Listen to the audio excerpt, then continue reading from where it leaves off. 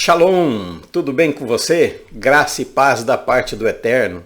Eu estou bem, graças a Deus. Estamos aqui neste canal, meu nome é Rivanildo de Faria, estou pastor na Vila C, Foz do Iguaçu. Estamos aqui para trazermos um subsídio da lição de número 9, 28 de agosto de 2022, próximo domingo. Nós vamos estar falando sobre a sutileza do movimento dos desigrejados. Nós vamos estar ali na congregação do Mega Vila, tá? Mas eu vim trazer um subsídio para você dos desigrejados. Essa tem uma crescente muito grande, né? Está desenvolvendo esse grupo, assim por assim dizer, dos desigrejados. Eles vêm de uma forma assustadora, crescendo. Eu acompanho você de vez em quando, eu olho para o lado assim, é porque eu tenho uma tela ali, você me acompanha nessa e nós vamos juntos, tá? Então, é crescente, né, o número de pessoas que dizem não precisarem mais frequentar templos religiosos, né? Uma prática que não é necessária. Esses integrantes desses grupos, eles argumentam que o formato de igreja não é como é nos dias atuais, não é igual quando começou a igreja no Novo Testamento, né, em Atos. Mas nós vamos conversar sobre isso e vamos ver que é, sim, esse tipo de espiritualidade que nós seguimos. Vamos para a lição? Vamos lá? Então, vamos ao texto áureo da nossa lição. Deixa eu mudar aqui para o texto áureo. Texto áureo: não deixando a nossa congregação como é costume de alguns, antes admoestando-nos uns aos outros, e tanto mais quanto vedes que se vai aproximando aquele dia. Esse é o nosso texto áureo. Verdade e prática. O movimento dos desigrejados deve ser visto como um desvio da verdadeira espiritualidade, que é expressa no contexto da verdadeira igreja. Seria um desvio da prática, né, da fé. A prática, porque a fé sem práticas, né, sem obras, ela é morta, né? Se eu digo só que tenho fé, mas não pratico, não ponho, né, as obras em prática, ela é morta. Essa é a verdade prática. Primeiro, vamos ao primeiro ponto, conceito sobre igreja, o que é igreja, né? Então aí nós temos um conceito. Eclésia vem do grego, significa chamado dentre. Combina as expressões gregas enk e, que é dentro, mais kalel, chamar, né? Então é chamados dentre. Eu sei que nós temos uma tradução aí por chamados para fora, enfim, mas eu procurei uma etimologia da palavra mesmo em si, tá? Uma explicação maior, ela tem raiz na expressão hebraica kahal, que refere-se ao ajuntamento do povo judeu, também se referindo à congregação de Israel. Então o termo kahal é congregação, ou seria hoje igreja, tá? O termo é aplicado ao povo de Israel, Êxodo 12:6, como kahal, uma congregação de crentes na terra, 1 Coríntios 14, é maravilhoso esse capítulo onde fala sobre a profecia, dom de profecia no versículo 3, onde fala no 26, onde fala no 39 de não proibir falar em línguas, né? E esse é maravilhoso. E todo o corpo de crentes, Efésios 5:32. Vamos pegar minha Bíblia digital, aqui nós estamos digitalizados, né? Na era da digitalização. Efésios capítulo 5, versículo 32 diz o seguinte: grande é este mistério, digo, porém, a respeito de Cristo e da igreja. Quando Paulo compara o casamento, a família em si, como a igreja de Cristo, ou a igreja de Cristo, você pode usar também como modelo de família, de sociedade, de grupos, de comunhão. Vamos em frente? O corpo humano é uma unidade, embora composto de muitos membros, né, e milhões de células e órgãos vivos dentro de nós, né, o corpo de Cristo, embora composto de muitos membros, é um corpo só. Por exemplo, eu sou um corpo, só tenho 2 mãos, mas é um corpo. Tenho 2 pés, mas é um corpo. Tá? Então assim é o corpo de Cristo. Embora tenha muitos membros, mas um só corpo. Não há 2 corpos de Cristo, um somente. Dentro do termo ainda é importante ressaltar que cada um desses membros possui uma função específica. E o mesmo ocorre no corpo de Cristo. E eu perguntei uma vez para os irmãos, qual que é o mais importante? Em algumas aulas eu tenho perguntado, o meu dedão ou a minha língua? Aí alguns dizem, claro, a gente volta-se para aquilo que parece mais importante, é a minha língua. Aí eu falei, então, pega uma xícara com o dedão, sem o dedão. Como que eu pego? Hein? Já pensou? Olha bem que xícara bonita, né? É do Seminário Jovem. Uma xícara, como que você pega sem o dedão? Como que você escreve? Pega um lápis e escreve. Opa, quase escapou. Como que você escreve sem o dedão? Mas também como que você sente o sabor do que você vai tomar com o dedão? Não. Então cada membro possui o seu lugar, o seu dom, a sua função específica dentro do corpo de Cristo. Tá? A igreja não é uma organização. Claro, assim, não é uma contradição, ela é uma organização em termos administrativos. Mas a igreja, e quando nós falamos de igreja, é bom lembrar, não estamos falando de templo construído, nós estamos falando de pessoas, tá? Não de templos. É um costume, é cultura dizer vamos à igreja, né? Isso é uma cultura e um costume nosso, mas o correto é dizer vamos ao templo adorar ao Senhor. A igreja é um organismo vivo, feito de membros que são pessoas. E o mais importante, o fundador ainda está vivo. Tá? Somos santuários de Deus, onde habita o Espírito Santo. Lembra na aula passada eu falei sobre o santuário, 1 Coríntios 3:16. Na sua e na minha versão, ela está como templo, tá? Eu vou ler aqui para você ver, ó. 3:16 diz, não sabeis que vós sois, ele está falando de cada um, vós sois, né, templos de Deus, mas a palavra correta, e se você for buscar no original, é santuário, e o Espírito habita. Quando ele fala da igreja local, é vós, ele está falando de cada um de vocês são a habitação do Espírito Santo. No 6:19 ele fala aí o vosso, quer dizer, é uma congregação local. E Efésios 2:21, o edifício bem ajustado, fala da igreja toda, tá? Uma igreja geral universal, digamos assim, do reino, não a universal, mas uma igreja universal do mundo todo, sem fronteiras, que nós vamos ver aqui também. Então, essas 3 referências, ele se refere primeiro eu como igreja, a igreja local como corpo de Cristo e a igreja mundial mesmo, né, do mundo inteiro como corpo de Cristo, tá? São 3 referências, grave aí. 1 Coríntios 3:16, 1 Coríntios 6:19 e Efésios capítulo 2, versículo 21, 22, 23, 24 a seguir. Está bem? O termo ainda aplica-se ser igreja e receber Yeshua, Jesus Cristo, estando enxertado na oliveira, Romanos 11:17, não é simplesmente ter uma religião ou pertencer a uma ideologia ou partido. Não é isso. Não. Eu amo a Assembleia de Deus. Eu nasci, espiritualmente falando, na Assembleia de Deus. Com 4 anos, 1977, quando cheguei em Foz do Iguaçu, minha mãe era secretária do Círculo de Oração.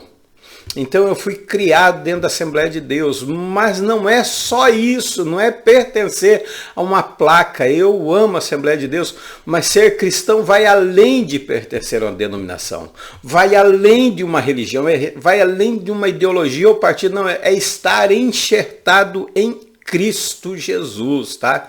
Yeshua HaMashiach. É estar enxertado nele, porque eu era um jambuzeiro bravo, mas eu fui enxertado e agora sou uma nova criatura, eu faço parte desse corpo de Cristo. Segundo ponto que nós temos aqui, os membros. Nós vemos o significado de igreja, agora nós vamos ver os membros da igreja. A Brit Hadashah, eu estou atacado no hebraico hoje, né? É para você ter uma familiaridade com essa língua, tá? Onde foi escrito o Primeiro Testamento e mesmo ela sendo escrita em grego, né? O pensamento é judaico, tá? O idioma é um, o grego koiné, mas o pensamento, a intenção sempre vai ser judaico. A Brit Hadashah, Novo Testamento, segundo Atos 2, 38 a 42, estabelece as seguintes condições para os membros da igreja. Vamos ver ela?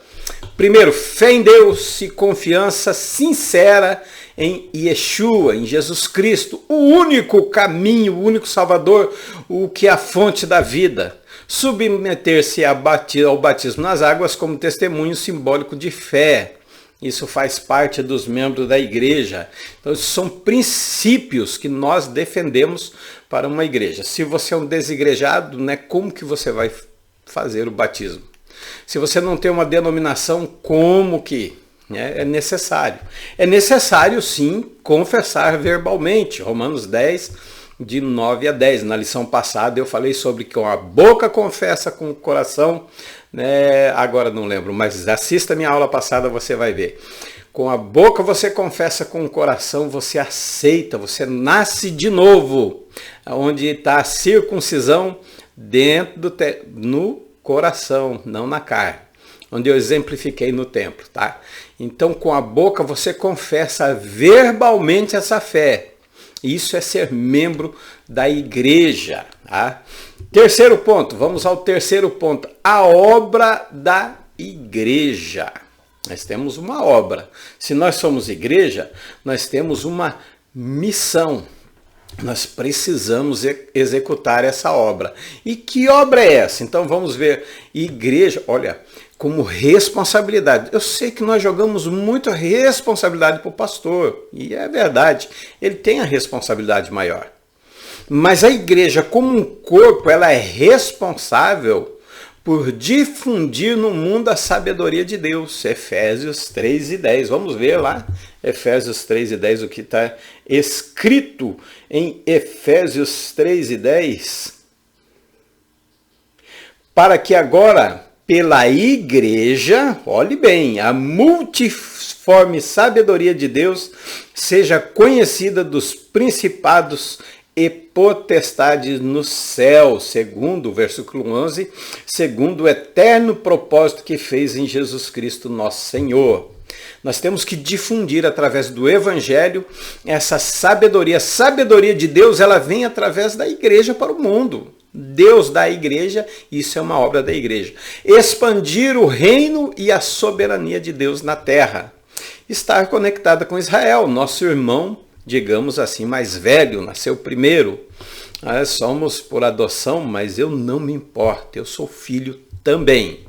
Isso é obra da igreja. Seguindo em frente, ponto 4, tá? O ponto 4, as ordenanças. Temos ordenanças na igreja, sim, nós temos ordenanças. E qual é, né, além dessas características aí passadas que eu falei, é pregar o evangelho, amar o próximo como a si mesmo. Isso é ser um membro da igreja. As ordenanças, vamos em frente com as ordenanças. A essência da fé. Primeiro, olhe bem, a essência da fé é o contato direto do homem com Deus por meio do quê? Do seu espírito. A espada penetra até a divisão da alma e do espírito. Então ele conecta-se, ele tem um contato direto com Deus através do seu espírito. E entre essas ordenanças de Deus, algumas são essenciais. A saber quais? Batismo nas águas, que nós já falamos. Ceia do Senhor e guardar os seus mandamentos.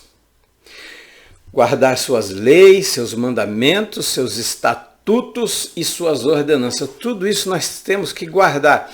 Claro que o sentido de guardar não é esconder, mas é pôr em prática. Guardar no sentido de conservar para o uso correto daquilo que foi proposto. Isso é guardar as leis. Não é, e desigrejado, ele deixa de guardar. Por quê? Como que ele vai provar a comunhão entre irmãos? Como que ele vai provar, como que ele vai ter comunhão? Ele já deixa de guardar uma ordenança, por exemplo, a ceia do Senhor. Como que você vai dar a ceia para você mesmo? Se ele partiu o pão e ele diz, ó, fazer isto em memória de mim, ele não fez sozinho. Ele fez com 12 discípulos, no mínimo, 12. E depois Paulo diz à igreja, olha, vocês estão fazendo de um modo errado. 1 Coríntios capítulo 11, versículo 17, ele diz, nisto não vos louvos, porque quando vos ajuntais para a condenação. Então olhe bem, é uma correção de igreja. Como que você vai se batizar nas águas sozinho? Como que você vai exercer o ministério? Efésios 4:11, apóstolos, profetas, evangelistas, pastores, mestres e doutores. Como que você vai ir ao diaconato? Quem vai te consagrar? Quem vai impor as mãos em você? Sem igreja, sem ordenança. Qual pastor que vai te batizar, vai descer você as águas, você vai confessar, você vai fazer discípulo como? Então você vê que é uma doutrina sem fundamento, sem uma base segura para nós termos que concordar em algum ponto. Não existe um ponto, a não ser que você more sozinho numa ilha deserta. Aí você tem um ponto. Vamos em frente. Quinto ponto, a igreja sem fronteiras. Aí nós temos a igreja sem fronteiras, formada por todos os homens, seres humanos, claro, homens e mulheres, formada por todos os povos, todas as tribos, todas as nações. É uma igreja que não tem fronteira. Meu irmão lá no Japão, eu saudo ele com a paz do Senhor. Na China, no Paraguai, na Argentina, não existe fronteira. É o corpo de Cristo, formado por todos os povos, tribo. Pode ser índio, pode ser aborígene, pode ser o que for, não importa. É formado sem fronteira, o corpo de Cristo. Inclusive, essa igreja sem fronteiras, ela é até comparada ao reino de Deus. O reino de Deus, ele não é geográfico, não é uma localidade. Tá? A igreja ainda é local. Igreja não é reino de Deus, ela pertence ao reino de Deus. Está contida dentro do reino de Deus, mas não é o reino.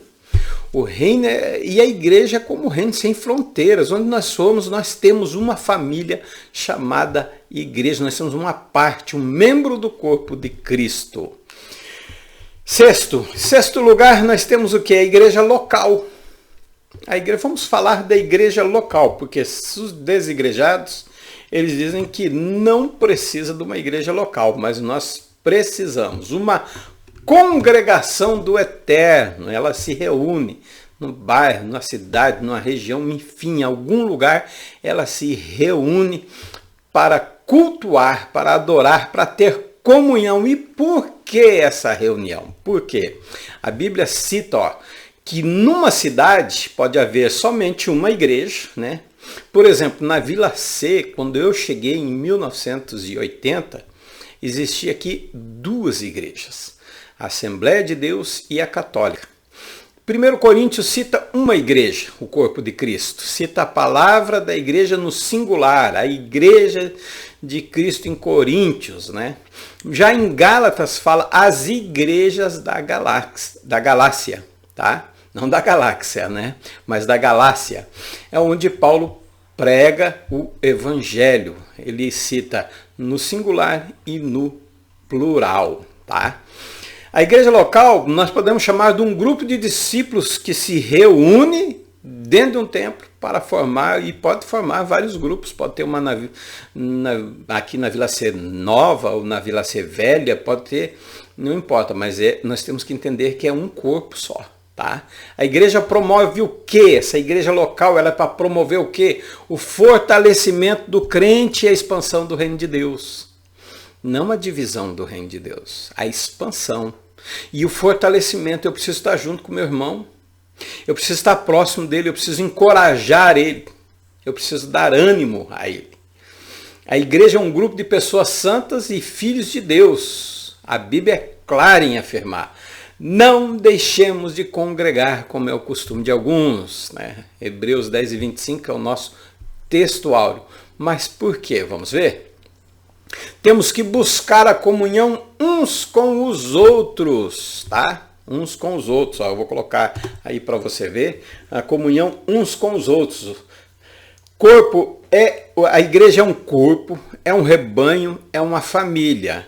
Então, se ela é um corpo, se ela é um rebanho, se é uma família, como nós vamos viver separado do corpo? Como nós vamos viver separado do rebanho? Se eu cortar a minha mão fora, ela ainda é minha mão, mas está fora do corpo, ela vai morrer. Ela não recebe sangue, ela não recebe os nutrientes, ela não recebe mais nada, ela está morta, fora do corpo. E se é um corpo, tem que estar todos juntos, temos que ter comunhão uns com os outros, tá? Não podemos viver isolados, não podemos ficar desigrejados. Pertencemos uns aos outros e devemos congregarmos para servir uns aos outros, exortar uns aos outros e ser bênção uns para com os outros. Olha, eu tenho não discutido, mas eu tenho falado, dado ênfase bastante nesse assunto, em ir para a igreja, não para buscar alguma coisa, mas para levar a minha oferta, que é o meu culto racional, o corpo, né? Romanos 12, capítulo 12, versículo 1. Apresentei o vosso corpo santo, né, como um cheiro suave, agradável, sacrifício vivo. E ser uma bênção, não é só buscar, mas ser uma bênção na vida das pessoas. Abençoar as pessoas. Mas para me abençoar, eu preciso estar reunido. Eu preciso congregar. Então, por isso que não encontramos mesmo base alguma para não congregarmos em um local. Nós somos um organismo vivo para abençoar as pessoas. O culto público é uma necessidade na vida cristã. A comunhão entre os irmãos sempre foi considerado dos principais meios onde a graça se manifesta. Você pode ver, você ora sozinho, você sente a presença de Deus, você louva sozinho, você sente. Mas quando nós estamos reunidos, a presença de Deus é manifestada, o Espírito Santo age no corpo, em todos, de maneiras diferentes, cada um tem um dom. Então você não pode dizer, mas eu me sinto minguinho, mas você é do corpo, você pertence, tem até umas unhas encravadas no corpo, mas é do corpo, não podemos, temos que curar, não arrancar fora. O Novo Testamento não oferece apoio nenhum para esses cristãos isolados, tá? A comunhão estreita e regular não é apenas ideia agradável, olha que interessante, não é apenas uma ideia agradável, mas é uma absoluta necessidade para encorajamento dos valores cristãos. É para nós dividirmos esses valores entre nós. É para nós abençoarmos uns aos outros, ser de novo uma bênção para com os outros. Só ser. Deus está mais preocupado em você ser do que você ter. Abraão, sê tu uma bênção. 1 Pedro ele diz assim, e vós sereis para mim uma nação de real, sacerdócio real. Então nós temos que ser uma bênção. A ideia não é simples, não, é legal nós nos reunirmos. Não, é absoluta necessidade, é de vital importância estarmos reunidos para o quê? Encorajar e falarmos dos valores cristãos. Assembleia e comunhão são duas evidências da fé e é vital. Se nós descaímos nesse zelo, se nós deixamos, o que acontece? Acaba o irmão se sentindo sozinho, nós não ouvimos uma mensagem, às vezes, que Deus tem de uma pessoa para entregar para outra, nós não sentimos a manifestação do Espírito Santo, nós não participamos do corpo, os crentes começam a enfraquecer na fé, começa a decair a sua fé e vem a morte do corpo de Cristo, porque Cristo já morreu e ressuscitou, Deus não morre, mas o corpo de Cristo vem desfalecendo por falta de comunhão, por falta de amor uns aos outros, amai-vos uns aos outros. Como que eu vou amar se eu não congrego? Ficar o dia inteiro na casa do irmão? Não, isso não. Temos que ter a hospitalidade, sim, mas onde nós vamos declarar a nossa comunhão, a nossa convivência? É na igreja. Precisamos cultuar, manter a comunhão com os outros. Se não mantermos, se o desejo não tiver de comunhão, o corpo enfraquece. O corpo enfraquece. O estímulo no versículo 24 é possível através da congregação. Só é possível através da congregação. Ele exorta o serviço frutífero. Então, o serviço ele só vai ser frutífero se nós tivermos uma comunhão sem interrupção. Se nós tivermos uma comunhão, eu diria não que diária, mas semanal, cada culto de ensino, cada culto da família, as irmãs do círculo de oração, tudo isso gera o quê? Uma comunhão entre os irmãos. O perigo da apostasia está emboscado na falha dos crentes em se reunirem e se ajudarem mutuamente para caloutes, né? Caloutes, uma coisa assim. Não sou muito bom em grego, tá? Mas então a apostasia ela começa a tomar conta quando não há esse encorajamento, quando não há um exortando-vos uns aos outros. Quando não tem essa exortação, o corpo vai enfraquecendo. Eu não encorajo o meu irmão, eu não exorto, eu não escuto a palavra que Deus tem para o meu coração, eu acabo enfraquecendo e acabo enfraquecendo ao meu irmão também, tá? Antes da conclusão, na conclusão mesmo, um crente não pode viver sozinho sem os irmãos. Deus pôs na igreja vários ministérios e dons, mas o corpo é um só. O Deus são vários membros, mas é um só Deus, um só Espírito e um só Senhor. Nós precisamos um dos outros, tá? Deixa eu achar um comentário aqui para você. Olhe bem. Primeiro, vamos ver Coríntios, né? Capítulo 12, 1 Coríntios capítulo 12, versículo 21. Ele diz o seguinte, olhe bem. Paulo fala da mutualidade do corpo. Ele diz, porque assim como o corpo é um e tem muitos membros, e todos os membros são muitos, são um só corpo, assim é Cristo também. E por que ele fala aqui? Ele vem falar assim por causa do complexo de inferioridade. Paulo escreve, se disser que o pé, porque não sou a mão, porque eu não sou a língua, porque eu não sou o olho, porque eu não sou a boca, eu não faço parte do corpo. Não, você faz sim.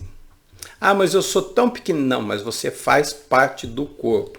Quando alguém reclama de não ter este ou aquele dom espiritual, ele questiona a sabedoria de Deus. Isso é culpa de Deus, falta de sabedoria. Não, ele culpa Deus. Não, Deus te fez para te usar da forma que você é. E também, né, há o perigo não só do complexo de inferioridade, mas o de superioridade. Não é porque eu sou olho que eu não preciso da mão. Não é porque eu sou a boca que eu não preciso da mão. Não é porque eu sou mão que eu não preciso do pé. A palavra de Deus une dois órgãos longe, dois membros longe um do outro.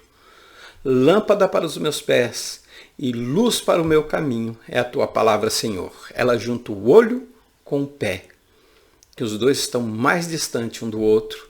A palavra de Deus une. Então ela coloca no mesmo nível todos os crentes, independente de qual é a sua parte.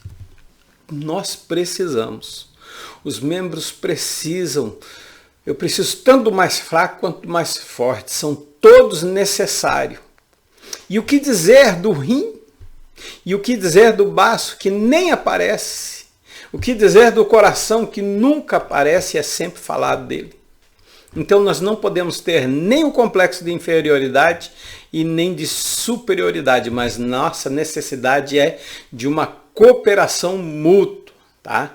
Para que não haja divisão, não pode haver divisão, pelo contrário, coopere os membros com igual cuidado, um em favor dos outros. 1 Coríntios capítulo 12, versículo 25. A igreja é uma família unida. Quando você mexe com um, mexe com todos. Quando você abençoa um, você abençoa todos. A igreja, ela está buscando, né, um meio, ela tem que buscar um meio de ajudar, de cooperar, de abençoar, de elevar, de edificar, de exortar, de ensinar, de direcionar na palavra de Deus. Esse é o papel da igreja. Esse é o papel da igreja. Então, nós precisamos sim um dos outros. Este é o plano de Deus para as nossas vidas. Tá? Que Deus abençoe você e que você sempre faça parte desse corpo. Não saia deste corpo. Se você sair, você vai morrer, você vai ficar sem alimento espiritual para a sua vida. Deus abençoe a sua vida, Deus abençoe grandemente. Espero ter contribuído para a sua aula nesse próximo domingo. Semana que vem estaremos de novo na próxima lição, lição 10. Vai ser, vai ser aplicado no dia 4 de setembro de 2022, a sutileza contra a prática da mordomia cristã. Nós estaremos aqui de novo comentando com você, mais uma vez, estaremos abençoando a sua vida. Eu quero orar por você. Vamos orar? Querido e amado Deus, Pai eterno, abençoa, Senhor, essa pessoa que se sente às vezes inferior, Senhor, achando que não contribui para a sua obra porque se sente muito pequeno. Mas, Senhor, assim como a tua palavra coloca o pé e o olho no mesmo nível, independente se não é pastor, se ele não é evangelista, presbítero, as mulheres que não têm cargo, funções eclesiásticas, Senhor, mas fazem parte do corpo de Cristo. Senhor, que essa pessoa ela venha se sentir útil, que ela venha se sentir parte do corpo e ela é importante para a minha vida, para a vida da igreja. Assim nós oramos abençoando a tua igreja, do qual eu faço parte, do corpo de Cristo. Assim nós oramos em nome do Senhor Jesus e você diz amém comigo. Que Deus abençoe a sua vida. Fiquem todos na paz do Eterno. Até a próxima semana, se assim Ele nos permitir.